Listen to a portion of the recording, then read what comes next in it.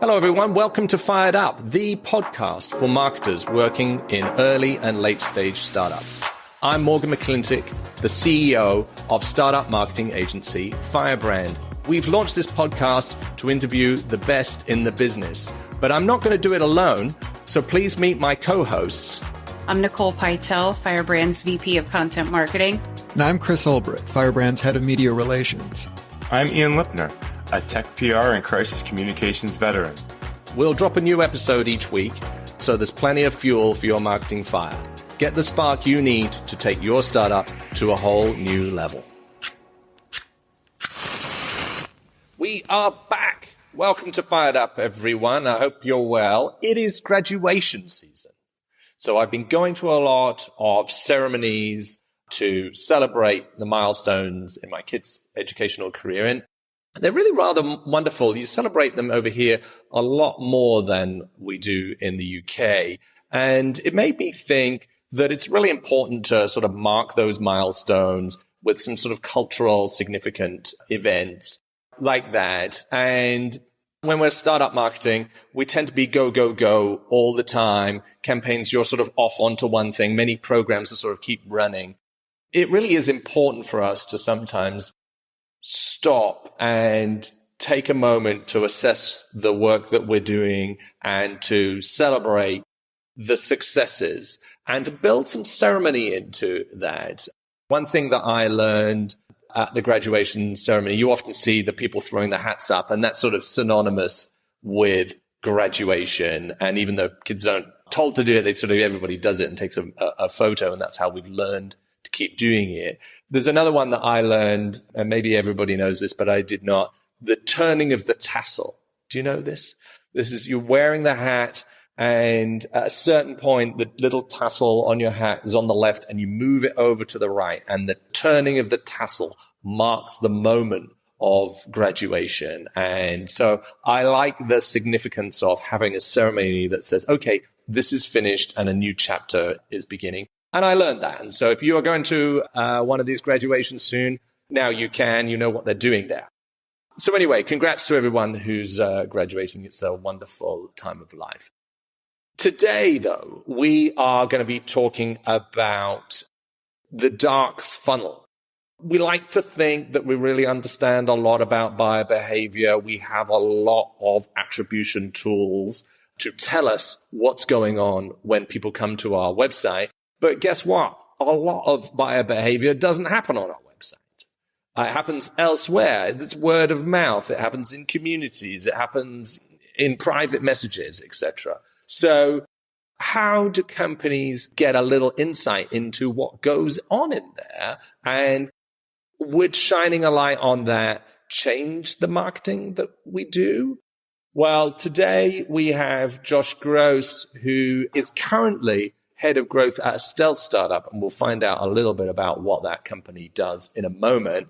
But he was the head of growth at a company called Common Room. And Common Room, for those that don't know, provides this sort of intelligence on buyer signals that can then help de-anonymize user behavior. And that can then inform the kind of marketing that you do. So we'll be talking to Josh a little bit about what is the dark funnel, how can we unpack it a little bit. Let's explore with him what his new startup does. They're still in stealth, but hopefully he can share a little bit.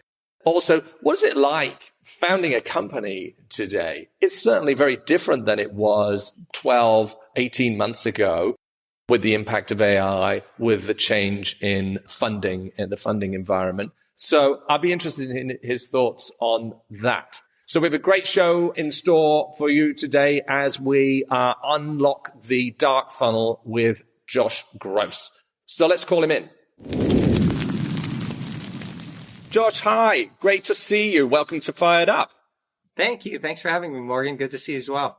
I've been looking forward to our conversation. I'm glad we managed to find a time to get on the line, because today we're going to talk a little bit about looking inside the dark funnel and your experience at Common Room. And I'd like to talk a bit about your new stealth startup, whatever you can share. I just want to set the scene. I'm a big fan of attribution, knowing what works, seeing what signals come in and sort of making sort of more data-led decisions. But I think we all have to recognize in a B2B world, there's a lot that we don't understand about buyer behavior, the signals, the interactions that are non-digital, word of mouth, or they're happening, I don't know, on WhatsApp, where we can't track it. So we call that the sort of dark funnel. In your mind, though, can you sort of explain a little bit, when we talk about dark funnel, what does it mean and how should companies sort of go about dealing with it? I'll give an example because I stumbled upon the dark funnel while I was at Splunk. At that time, I was working in product management and we are entering a new market called observability, which is like monitoring for your applications, but more modern because your applications are in the cloud. They're built with microservices or containers. And so there's just a new level of complexity that required a new approach, which happens in a ton of different industries. And so what happened was I noticed that there was this really small startup that was carrying a lot of the narrative in what observability was. And I knew them very well. And at the time, we had a superior product, like we had won in bake-offs and so forth. However, the narrative in the space was that they had the best product. The reason I was able to determine this was I'd go and I'd be giving exec briefings or workshops. I was in product management at the time. And I would find that there'd be a question from, say, like a DevOps engineer or a site reliability engineer. And they'd be like, hey, tell me about your backend. Tell me about your columnar database. And did you have to build it yourself? And I'm like, why would anybody care? And what I found was there was one startup that was carrying the narrative that had been building a community. So that what I mean by that is they built a Slack that was designed to appeal to folks that were in the profession of monitoring their services, being on call and so forth. Well, the Slack had 15,000 people in it. And so you can imagine the types of conversations and the brand association that would come from that. And so then this company, they would engage in conversations, they would ask questions, they would help folks out. Then they introduced their product in. And so now you have people using their product and asking questions. So there's a lot of social proof. Then what they did was they started to engage with their most active folks that were associated with like pretty high profile brands and start to publish content with them. And so what this ended up doing was it created a brand and a perception that this brand was the most highly competent or associated with observability. And so what I did was I said, you know what, like, how hard could this be? Why don't we create a Slack and see what happens? We have a huge install base at Splunk. So there was already a Slack workspace, but there wasn't any space for folks that are associated with this nascent topic of observability. And so I added a couple channels to our Slack. What I found were these insurance companies, so core users at insurance companies spending over $500,000 just with our observability product would go in there to engage in conversation, ask questions. And so I started asking around. I'm like, who monitors this Slack? Do we know who these 18,000 people are in this Slack? Because every question that they're asking is an activation question, or it's stopping them from consuming more if they're not getting the help they need. And that's when I started to realize that these type of spaces were what's now constitutes the dark funnel, which is there are places on the internet or in real life where people are engaging in buying behavior. Now, some will say like the dark funnel is folks that are already in the buying process. So they're already aware of your solution. They're moving through the decision-making process. However, depending on the size of the company you are, you may not have any brand awareness. And so you're really just looking for folks that are exhibiting the behavior of your, say, ideal persona, or they're part of your ICPs, your ideal customer profile. And you need to find those folks. And so you're looking for what's called now, like, I think signal-based selling, which is like, who are these individuals that are exhibiting the signals that determine that they may be interested in the solution that we offer. But the dark funnel is really, those really hard to, say, track places where people are engaging in conversations about your business, your solution, your products. And you just can't find them with today's tooling because they exist usually in third-party platforms or second-party platforms, aka like something that you would run like a Slack, but you don't necessarily own. Has this problem been getting worse as a result of the proliferation of these new communities in Slack and what have you? as a result of more in the MarTech stack? Or has the fact that companies have been investing in their MarTech to literally address this problem, to get a better understanding of buyer behavior, has it ameliorated it and made it better and just sort of uncovered it? What's the impact of investment in MarTech on the dark funnel?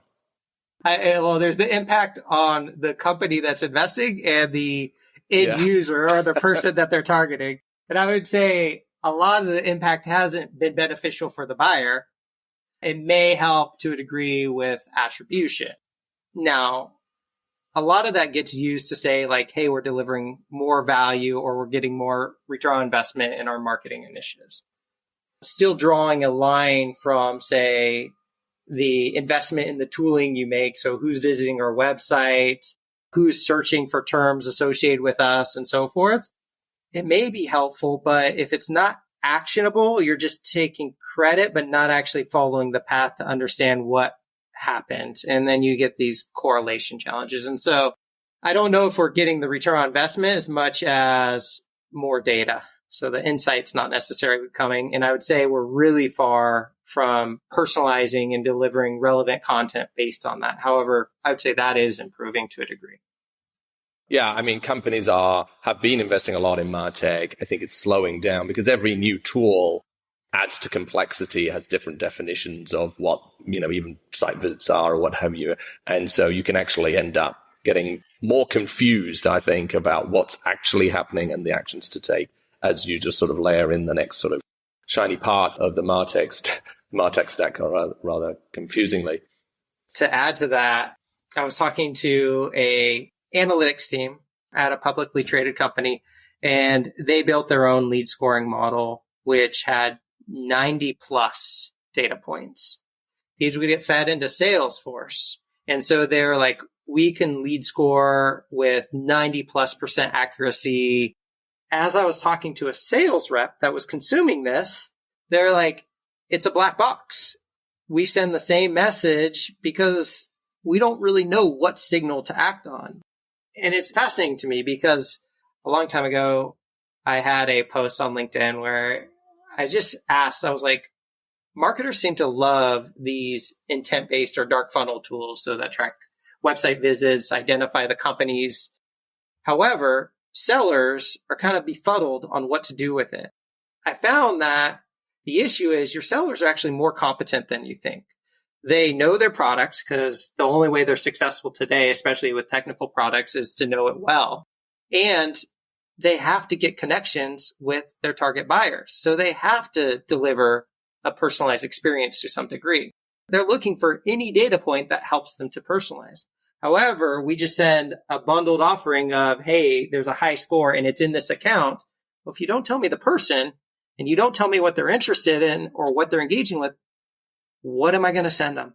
And so I think there's a huge disconnect between sales and marketing on what to do with this data, what data to present, how to make it consumable. And so even when marketing has the information, if they're not thinking of how is this actually going to be used and are we getting the most out of the data that we're paying for, then you end up having another tool in the stack. And that's where that bloat comes from.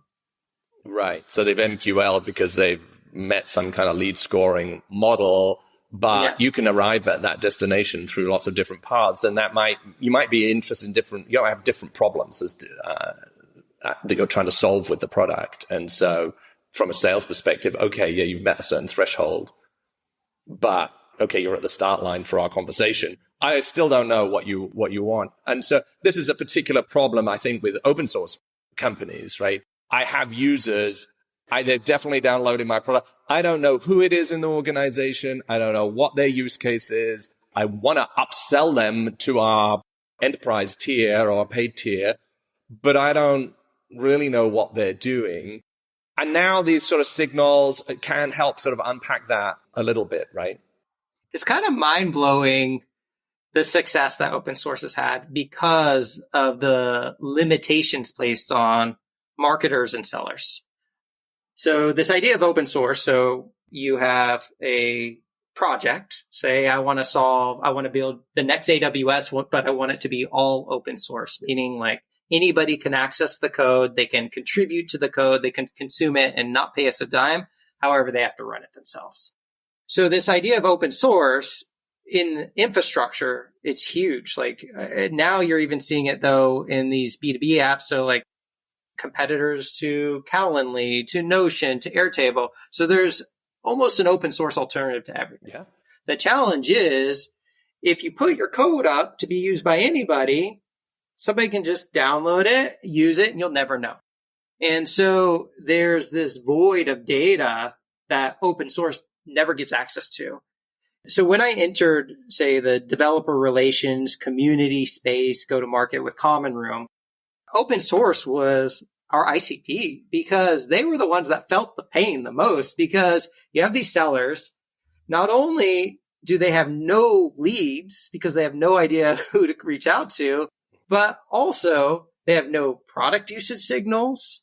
And then they're competing with a commercial offering because usually how an open source company goes to market is they open source it and then they'll add enterprisey features or something that makes it so you're going to want to pay for it. So either more security, better analytics, easier operations, so upgrades and so forth, something to that effect. And so an open source go-to-market team really, really struggles because there's no common metric on, okay, if one person goes and uses, or say 100 people go and use our open source, how many of those should convert? They have no idea because they don't even know what the journey looks like.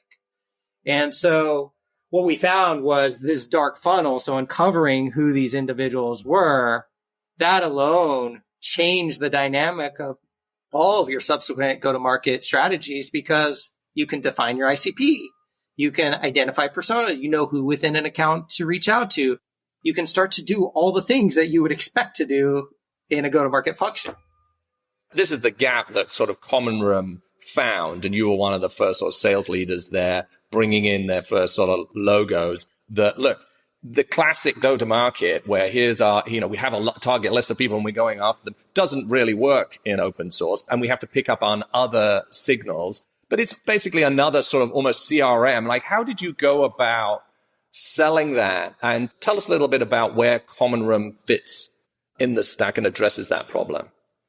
For me, the experience at Common Room that was so exciting, engaging, the fact that there's all this data and people have kind of avoided it because it was just messy, meaning like you have one person running a Slack that has 10,000 people or whatever. You don't really know who they are. It feels like it's just support. People are sharing memes. Like, what is the value of this? And then to be able to say, you know what, there is distinct value, meaning they're potential future buyers, they're potential advocates, they're potential local user group organizers. It was huge. And then once you could tie it to like your CRM, so what Common Room did or still does today is the platform pulls in signals. So if you have a Slack, if you have a GitHub, if you have a LinkedIn handle, it pulls in all the individuals and it de-anonymizes them. So the first value prop was you have these people, but they all seem generic or anonymous. So what do we do with them? By de-anonymizing, it changes everything because then you know, oh, one great example was I was working with one open source company that had just built out a sales team in North America. And they're like, our North American team is 5x the size of our EMEA team. And the EMEA team is getting 3 times the number of leads. And we don't understand why. Well, by plugging in their GitHub and their Slack and de-anonymizing, you find that roughly 60% of their entire community or this dark funnel or digital ecosystem that was engaging with them is EMEA based. That would have changed everything in terms of how they did headcount planning. And you can see an era of zero interest rates, you can make those mistakes. Today, you can't make those mistakes. The data was always there, but it took a tool like Common Room to uncover that. Now, today, Common Room is doing a lot more on looking for those signals that may or may not be related to your product. So when you think about like this idea of community, these Slacks, people are opting in. They're saying, hey, I use this product, or I am this type of person that is interested in these things, and this is where people hang out, and oh, this company owns it. I don't really care. I just want to be there. That's a pretty high intent signal. So it would be deeper down in the funnel. Whereas the reality is every company is looking for more and more pipeline. So you can't just rely on folks that have already raised their hand to some degree. You need to look at, say, like folks that have recently changed jobs, but had used your product in the past, or job postings that mention specific technology or tech stacks. There's just a wide range of signals that you need to be able to understand about individuals and companies to take specific campaign action on. And then you can build a very comprehensive go-to-market strategy. So it just depends on where you're at. But Common Room, they've really created a breadth of the types of companies they can help, because the signals can either be further down in the funnel and they can help you uncover those. When I was in Splunk, you would have new engineers using your product at an existing company all the time. Where do they go to learn the product and to adopt it? They go to these communities or online, YouTube's, Twitter, wherever they want to go. That's where they're going to learn about it. Chances are they're not putting in a support ticket. They're not finding the doc. It just is what it is. And so if you're not there to help them, you get a detractor in an account and you eventually impact your customer lifetime value. Right. So this sheds some light on this dark funnel. That previously, these people within the communities, you knew that they were engaged, you knew that they were high value, that you knew that they were either customers that you had to kind of keep happy, or there were prospects that you would like to nurture. But it was too hard to really unpack who this screen name is. Is this screen name linked to this LinkedIn name at this company? We don't know. And so Common Room sort of comes in and, as you said, de-anonymizes that to sort of give you a fuller picture. And then you talked a bit about signal-based lead scoring. Can you tell me a little bit about what does that mean? Because it's different than, hey, you downloaded this asset, this ebook, and I'm giving you 20 points for that. And you followed our newsletter, so I'm giving you 10 points for that. In a classic sort of marketing thing, these are behavioral signals. When you think about all of these different, say, behavioral signals, or now that we're capturing more. So again, like you have your job postings, you have your Slacks, you have your engagement with social media, you have your commenters on LinkedIn, you have your attendees at X and Y. But then at the same time, you also have like product usage. So product-led growth, it's another one of those trends that we're seeing. And the interesting thing about product-led growth is when you sell to multiple personas, and most product-led growth companies, they may start specifically with the user persona, then move up to like an enterprise offering, and then try and do like the entire like MSA and go what's called wall-to-wall. The challenge is, how do you know when somebody is ready to do that? Well, you need a platform that can process all of those signals. So now you have to instrument your apps so that you understand like specific time to value. Did someone just add an admin or invite someone else? That might weigh strongly in favor of them potentially finding a business use case of your product. Or if they use this feature versus this, is it highly correlated with the willingness to pay more or to upgrade? So the signals are like behavioral, they're company, like is this company going through changes that would influence their readiness to engage with us? They're all over the place, really. I would say that product has become a really interesting one. I know Common Room's invested a lot there because in isolation, all of these signals are kind of a struggle. Some of them, so if someone asks a question like, hey, I'd like to understand pricing better in your Slack, that's great, but how often does that happen? Not very often. Right. But if you just have, say, Morgan just used the product and they use this much on this day, you don't have the context of why Morgan did it. And so when you start piecing all of these together, you get the who, the why, the when, you can start triggering other actions. So maybe you alert a sales rep, maybe you enroll them in a campaign. And so I think that's the real reason that signal-based selling is taking off, is because the story just makes sense. You just want context, so you do the right thing at the right time. And the more signals you have, if you can organize and present them in a way that's like user-friendly, perhaps even automated, maybe enabled by AI, then all of a sudden you deliver a superior buyer experience because of relevance and personalization, but you also can fast track that customer journey because you're there when they need help, or you're there to give them that tooltip when they need it. You could even do promotions. I've seen some of the stuff Canva's doing in app where if somebody takes this action, they may do some like feature flag A/B tests where they offer this up, and the conversion rates seem unreal. That's great. And so when you're de-anonymizing someone, you have to do it in a very subtle way like that. There's a tooltip, or, hey, I see you've done this. You might also want to do this. It could be automated, because there's an assumption of anonymity. I think if you're using a screen name, or you're in a Slack channel or what have you, and then if somebody suddenly jumps in and says, oh, hello, Morgan, I see you need to do this, I might find that jarring. But there are ways to do it where it feels like natural to the user behind the scenes. I guess you have to do some sort of training with companies to kind of go, okay, here's some best practices here around this, because we see it with websites where you go and if it says, hello, Morgan, and, from Firebrand, how are you? And I'm like, wait, this is a bit uncanny and I don't like it.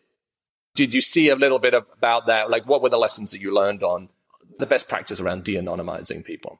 Yeah. So, well, there's the act of de-anonymizing. So it's if someone engaged in Slack, you have their email. There's all of these various reverse lookup tools out there that have been around forever. Common Room has their own. There's Apollo, Zoom Infos, and so forth. So just knowing who they are is important because, again, if you know where they're located by town or something, region, you know when to send a message to them or what company they belong to. You know if you already have relationships with them or they're involved in the decision-making process. Now, the actual action you take, that's something that everybody is skeptical of because they've always been burned by it. They've experienced it. You just mentioned the website example. However, when you do it right, it's magical. Like if I go to Costco and I buy all of this stuff for a barbecue and they're like, you know what would go great with that? Do you have this? And you're like, oh, you know what? I forgot. That's not creepy, but they just did it. Like they did the exact same thing. What I find is even with developers, which are for me, the most challenging to market, I still get anxious. I've been doing this for, over 15 years. And a lot of the products I've sold are going to infrastructure. So it's IT, it's developers, developer relations, community, folks that are very, very protective because they assume that if you have a sales title, you have ill intent, which is okay. Like I'm okay with that. However, how do you engage with them to where they want to engage with you? Usually it's like education. It's helping them with their stuck. It's giving them new insights that make them better at their job. So if you're a product expert and you have the signals or you have the plumbing, so say you're marketing and you're really dialed into your personas and the potential triggers, chances are you're not going to be wrong that often. And if you are, it's okay. It's an email that doesn't get read. But nobody's going to be like, yeah, hey, Morgan, like, how are the 3 kids doing and this and that? Like if you're doing that, like, you're not focused on helping them. You're like focused on showing that you're creepy.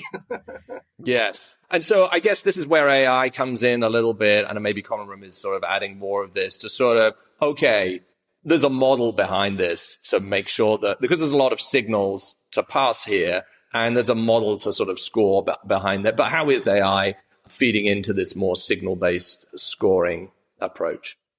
A lot of different ways. So there's like the AI that helps to do research about a individual company for you. So you see that, say, Morgan comes into our Slack. Now I know that Firebrand does this and they're based here. They have this many folks. They have this podcast. Then you can take that and you can use some of these new sequencing tools that will auto-generate a message based on that type of context. Then you can sequence through, say, your LinkedIn, your email, your Twitter, and so forth. So there's a lot of different pieces around like summarization, around uncovering new information. It's really just taking all of the human activities and compressing them to something that can get you 90% of the way there, which is 90% further than you probably would have done because you realized it was too time intensive. Interestingly for me, so at my new startup, building out the go-to-market from scratch again, and everything is moving so much faster. So I've always had this sense of urgency because there's this belief in why I continue to do startups that like every little thing you do, whether it's like respond 5 minutes faster, so when they're in the moment, or send out that one extra email or ask that one other question, take the time to do this one webinar to feature, say, a design partner, an early customer, that can be the difference between landing that next big account and not. Everything kind of feels like the butterfly effect. You're very urgent, like with everything you do, understanding that it's not always going to be perfect. Now, in this new generation of AI, the thing that scares me most is the more efficient you are in using that urgency. So you're urgent and you know how to, say, build the stack that you need to take action faster or to experiment sooner in the process. That's going to be the differentiation, because the product itself, now, if you're all relying on these LLMs, especially like these open AIs, there's going to be some domain expertise that'll definitely come in play, but it's going to be hard for users to tell the difference, at least at the surface, because you can launch a product so much faster. And so if you launch a product so much faster, how do you build your brand faster? How do you get in front of folks faster? And that's where all of this AI tooling, especially in the go-to-market stack, it's scary, but it's also a little bit exciting, because if you do get that skill set and you're able to do something that, one, builds the brand at the same time of giving you more reach, I think it's going to be killer. So I think distribution is going to be impacted heavily by AI, but also just the speed in which you can build something. I agree with that. And so there is an advantage in getting in there and keeping on top of these tools and taking advantage of them, because everybody else is going to sort of be there. And you just said speed of execution is critical with a startup. And I want to talk about your new startup. So it's currently in stealth mode, but just tell me, what can you share about your new company? And then I want to talk about what it's like to found a company in the current environment. So it's funny. I'm not a huge fan of this idea of stealth, because I feel like everything comes down to execution, having better domain expertise, faster decision-making, learning faster as an organization, just not just individuals within an organization. So with Resolve, I rejoined a team that I had been a part of previously. When I make a startup decision, because now this is my fourth pre-general availability startup, so pretty much pre-revenue almost at many of these, the decision is made on a couple different levels. It usually starts with, is there a problem that I discover that like keeps me up at night? And usually it's because at Splunk, it was this, like, how did this small company get such a big brand with an inferior product? I thought products always win. And no, what ends up happening is because of that brand, it gives them more time. So they have a greater moat to build that product, because people are more lenient with them because they want them to succeed, because they've given so much already. One of the first areas I look at is like, is this a problem that I really want to solve? And I tried to solve this with this team previously when we were Omniscient. We were acquired by Splunk, and it was a company that was focused on distributed tracing. What that is when you visit a website like a Facebook, it shoots off all these calls all across your system. It just would say, okay, tell me all the hops and what happened at each and a little bit about them, which it sounds magical. The problem is super hard to implement. Teams have to be trained to use it. They have to change their code to use it, and realize there's just such a big, I would say, burden to actually implement it. And then once it's implemented, how do you get folks to use it? Because there's so many behavioral changes. Well, fast forward to today, what Resolve does is we realize that running code in production is more complex than it has ever been, because one, your engineering teams, they're remote, they're large, they're shipping into the cloud, they're shipping on containers, they're pushed to release faster. So they're measured on like deployment frequency. But what happens is your engineers spend less than 30% of their time actually writing code that delivers value to customers, because they're fixing broken things. They're on call. They're investigating performance issues. They're working on like, hey, what should we build? How should we build it? How's this going to break?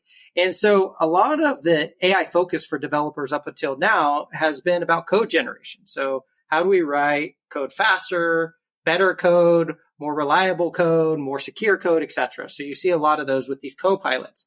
However, if 70%, and for senior engineers, it's more like 90% of their time is spent on operational activities, if we could solve that, we may create even more room for them to actually write great code and prevent like attrition, onboard engineers faster to being able to support these applications to deploy resilient code. And so we focus on what we're calling it right now is it's like an AI SRE, a site reliability engineer. These are the folks that build the systems to monitor. They're the first line of defense on call. They help build the platforms to run all the code. And then they're the ones that typically get brought into every urgent issue, all too frequently in like less urgent issues as well. And so what we've done is we've built an AI on call or AI SRE that helps in those situations by bringing all the information to engineers so they know, hey, what changes occurred? What is the impact? How can I fix it? And we believe that this is actually going to have a greater influence on companies' abilities to ship faster, ship more reliably than even these code generation tools. Right. So instead of accelerating the process of coding, which, as you say, there's been a lot of investment to make that more secure and faster, more collaborative, etc. What you're trying to do is accelerate the part where they're not coding because, hey, why isn't the infrastructure working? Something has changed and it's broken, and that's impacting my code. Now I'm not coding. I'm fixing something that has been impacted by somebody else. And this AI SRE comes in and says, oh, by the way, while you were doing this, this is all the other stuff that's changed. So maybe you need to make these adjustments and you can get back to the 30% of your time, which is actually only coding, and actually expand that to maybe 50% of your time. Yeah. In which case, you're widening the lane, if you like, rather than just making the car go faster. I like that. And you have a real knack of choosing these companies. Obviously, Common Room, is a hot new space in the dark funnel. We've been talking about that today. But what people don't know, the company Omnition, this is the second company you and I worked on together. We literally got to the point where we were about to launch them from stealth. Literally in TechCrunch, we were about to write it, and then Splunk bought them. And so, you have a real knack of spotting these companies. And so, yeah, this one sounds like a great area. But tell me, having done this a few times, and Omnition was a fairly small company, is it easier to found a company now because of AI, or is it harder because everyone else has got AI and that's a sort of level playing field? And at the same time, right now, we're not in a ZERP era where funding is infinite and mistakes can be made. We're in an era where fundraising is a challenge and the stakes are higher in terms of mistakes, but you've still got to move quickly. So tell me what the environment is like today. I think you're absolutely right. It's so much easier to start a company today. With the API that OpenAI offers, you can get started, you can experiment immediately, and you don't need the data set you wouldn't have had access to before. Then you have cloud, which people have been shipping code on AWS, even Azure, GCP, and so forth. And you can get something up minutes at very, very low cost. I feel like the actual founding and getting an idea into something to an MVP state is really, really easy. Then why is it harder to get funding? Well, if it's that easy, you really need to know the founders that you're investing in. And so I joined Spiros and Mayank. They are the founders of Resolve. They built, or they were co-creators of OpenTelemetry, which is second to just Kubernetes in the CNCF ecosystem in terms of engagement, deployments, and so forth. They've had multiple exits. We had the success at Omnition together. What the team has is one, it's a team where it's all a core group of folks that have worked together, but two, there's a domain expertise. So they ran observability at Splunk. They had these exits in other monitoring tools. And so the story is there. The resolve is there as a noun, the grit. So when you go to fundraise, it's a different experience because there's less risk and there's some unique insight that it would take decades for other teams to have. And so it helps. However, the execution is always the execution. And I feel like one thing I've learned in startups is now it feels like you need to prepare for that next phase of growth sooner. But you can't forget that a lot of the things you do are sequential. You still have to win over those first design partners. You still need those first logos. You still need those first case studies. You need all of those things, and you can't do them all concurrently because your messaging is going to be wrong. Your value props are going to be wrong if you've never delivered value. And so just being able to understand when you're making a decision, what's the time frame that you're making the decision, or what are the dependencies? even with our OKRs that we subscribe to OKRs, it's kind of a checklist of like, what do I need to do? Even in that single quarter, you realize that, yes, in an ideal world, we'd move this fast, but we have to get here first. And so I think the biggest challenge right now in a startup for me is just, one, you're doing all the work, which is always like grueling, but at the same time, being aware that you can't skip steps. That sounds exactly right. And it's good advice. You've got to move quickly, but you have to move sequentially because you've got to build the foundations before you can kind of build the walls on this. And I liked your insight around what kinds of companies are getting investment because it's the founding team, the track record, not just the idea, because there are lots of great ideas out there and people can fulfill against those quickly. So you want to back a team that's done it before, even though this one's going to be different. The track record is really important there. So good luck. I'm looking forward to hearing more about that. It certainly sounds like an exciting space. Let's move on to our next section, which we call the Fired Up 5. And this is a quick fire round, some more personal questions. So are you ready? Let's do it. All right. So what would you do if you weren't in sales? The real thing I wanted to do, and I think this is probably why I went into sales, was I actually wanted to be a psychotherapist. Like I went into college through psychology. I just felt like I've always liked talking about feelings, but also some of my best relationships are folks where we can talk about anything. And my father-in-law is actually a psychotherapist, and the amount of intrinsic benefit he gets from what he gets to do, he'll work the rest of his life, even if it's a day a week. However, my partner, she would say I should go and like be a barista or something like that. But I know that job is probably harder than what I do. So, but maybe there's a marriage between the two. I don't know. Well, I certainly see the sort of understanding people as sort of a huge background for the success that you've had sort of driving sales. So that makes good sense to me. What's the best career advice that you've ever been given? I was really fortunate at my first startup, although like the outcome wasn't fantastic. The learning was. And so the founder, Craig Elliott, he had founded a company in the early 2000s, well, actually just before the dot-com crash, but called Packeteer. And they actually had a great exit. He brought the team back together to build a company called Pertino. And the thing he taught me, he had these acronyms. He was the guy that's drilling the holes in the desk to run wires. And like, he taught me about being a janitor at a startup. And the thing that he said was, one, like MTO, maximize the opportunity. So whatever shape it comes in, like just leave it better than you got it. And even when we stay at an Airbnb today, I feel like we leave it cleaner than when we got there. The other was sense of urgency. As we've all talked about today, it's like even more critical. Like the only thing that gives me real anxiety in life is feeling like I'm not doing enough. And then lastly, figure it out. So FIO, which is like in a startup, in life, a lot of the time, yes, you can go and ask somebody, but chances are like you're going to learn more figuring it out on your own and you're not going to slow other people down. And I think there's a balance there for sure. But the reality is every time that I have to ask an engineer a question about the product, they're not writing code. I don't want to be a part of that 70%. And so figuring it out, it teaches you how to be resourceful. But it also, when you have a culture like that, as long as you're not sacrificing speed, so there is that balance, it means that everybody is developing a level of competency that you can't get when you're super reliant on documentation. And at a startup, it just never exists. Right. You don't want to relearn lessons or resolve problems, but figuring it out yourself is just fundamental in a startup when there's so many new problems to kind of address. I'm a big subscriber to that. What's the strangest job that you've ever done? The strangest job. So my first job was at a convalescent hospital, so a nursing home. And I came in as like just data entry. And so I'd be typing up medical records.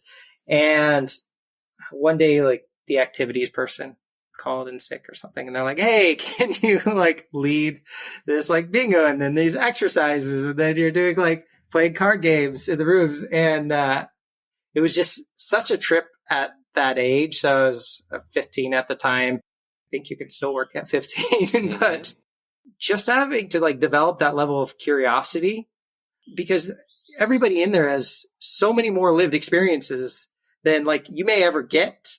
And so each person is new. Like, it was fascinating. It was also hard. Like, it was one of the more sad places I've worked too, because once you're in a convalescent hospital, like, you're not going back to living in at home and so forth. And so it's a stage of life that people get into. But I would say that job was like hard, uncomfortable, but also it definitely valuable to me.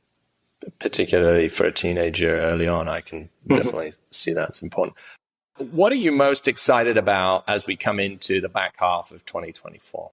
I try not to be a short game thinker, but if every time I go too far ahead, then I miss the important things I need to work on. However, for me with Resolve, we're going to be launching publicly, some big announcements, ideally. And like, if I've done my job, we can have the same type of traction we had at Common Room, the same success we had at Omniscient. But of course, we're a team and the team all rose together. However, it's exciting because it's so unknown at this point, whereas you just have to keep going and you're going to have a few insights and a few conversations that could change the trajectory. You're going to attend, like, I'm flying up next month to a conference and like, we don't have a booth, but I got to get us all these meetings, and like those meetings could turn into opportunities, could turn into those launch partners that are those quotes on those press releases, and the rest is history. And so I think that's what I'm excited about, is just, that's why you do this. Otherwise, I don't know how I would have done it this many times. Josh Grose is the head of growth at stealth startup Resolve, which helps engineers improve their productivity. And we're looking forward to learning a lot more about that. I want to thank you for your time today. Really learned a lot. And I always enjoy talking to you. If people want to get in touch with you, where should they go? The tool I unfortunately have to live in most of my days is LinkedIn. So just Josh Grose, the kind of URL, it'll be in the show notes, I'm sure. Pseudo-techie on Twitter. However, not as, I'm unfortunately more of a consumer, although I think once we come out of stealth, I'll have to start to post more there. So just SUDO, techie. Those are the places. And then if you're in the Bay Area, so I'm in the South Bay, but I'll definitely be attending a lot of meetups and events in the near future. Wonderful. Listen, Josh, thanks for your time today. Look forward to talking to you soon.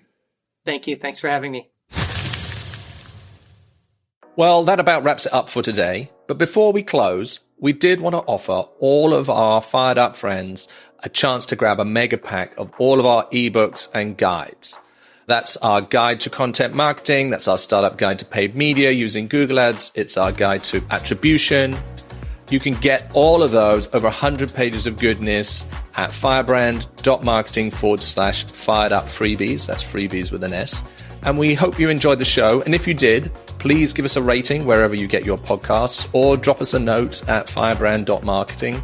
And as ever, the details of how to get in touch with our guest today can be found in the show notes. Thank you for listening. And until next week, get out there and crush your marketing goals.